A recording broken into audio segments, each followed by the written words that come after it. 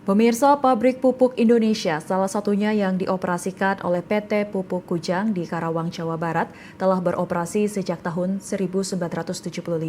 Menteri Koordinator Bidang Pangan Zulkifli Hasan menilai perlu dilakukan revitalisasi guna menjadi pabrik yang efisien untuk mendukung industri pangan nasional yang terus tumbuh. Kebijakan ini pun juga sesuai dengan arahan Presiden Prabowo Subianto seiring dengan kebijakan penurunan harga pupuk bersubsidi hingga 20% secara nasional.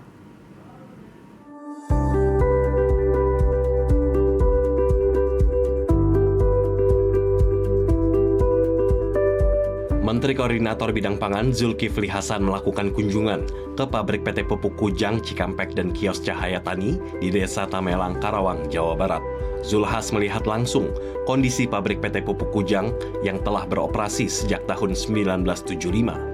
Zulhas menyampaikan bahwa pabrik yang sudah berusia 50 tahun ini perlu direvitalisasi agar proses produksinya lebih efisien sesuai arahan Presiden Prabowo Subianto. Pabrik pupuk berusia setengah abad ini harus direvitalisasi untuk pertumbuhan industri pangan nasional.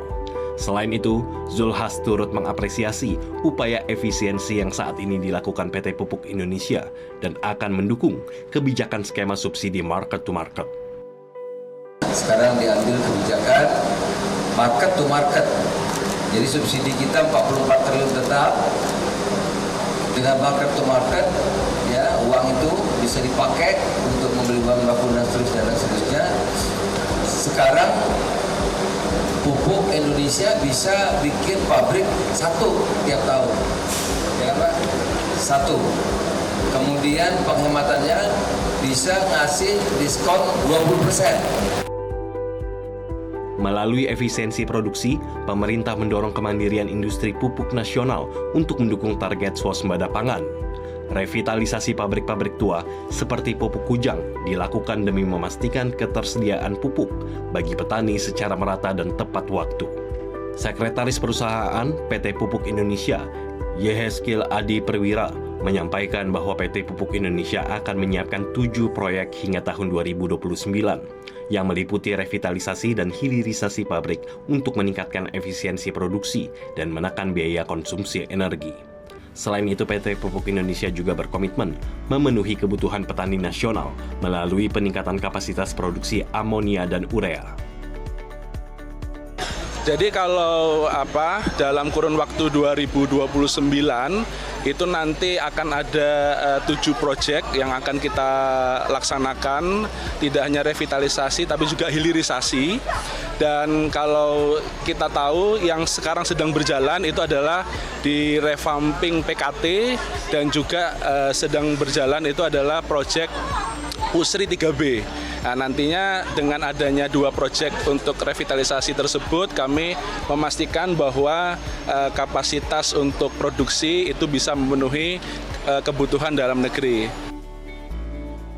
Tak hanya meninjau pabrik pupuk Kujang, namun kegiatan dilanjutkan dengan kunjungan ke kios Cahaya Tani di Desa Tamelang, Karawang untuk melaksanakan rembuk tani bersama petani setempat. Karena baru pertama kali terjadi dalam sejarah harga pupuk turun, ya, dan sudah berlaku di seluruh Indonesia. Turunnya 20%, Apakah urea, NPK, kakao, untuk kakao juga pupuk organik dan lain-lain. Pendek kata semua pupuk turun 20%.